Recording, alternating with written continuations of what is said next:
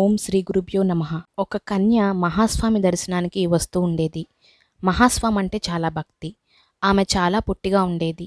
మహాస్వామికి కిరీటం, లవంగాల దండలు, తలగడ సమర్పిస్తుండేది. ఒక శిష్యుడు ఆ అమ్మాయి గురించి మహాస్వామికి చెప్పి ఆ పిల్లకి భర్త మంచి కుటుంబంలో నుంచి రావాలని దీవించి అనుగ్రహించమని అన్నారు. మహాస్వామి చిరునవ్వుతో దీవించారు.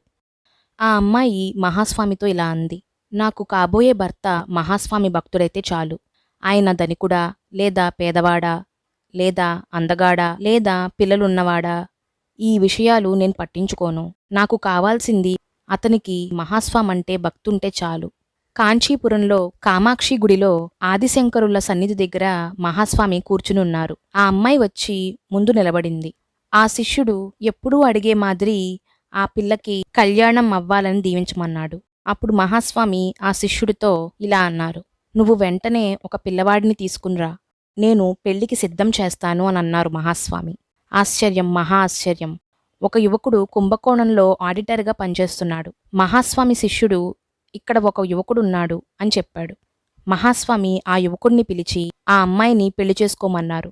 ఆ యువకుడు ఇలా అన్నాడు, మహాస్వామి ఆజ్ఞను నిర్వహిస్తాను, మా తల్లిదండ్రుల అంగీకారం కూడా తీసుకుని పెళ్లి చేసుకుంటాను అన్నాడు.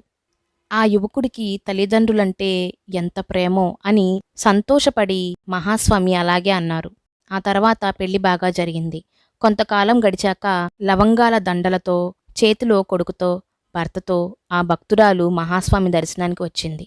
అపార కరుణా సింధుం జ్ఞానదం శాంతరూపిణం శ్రీ చంద్రశేఖర గురుం ప్రణమామి ముదాన్వహం.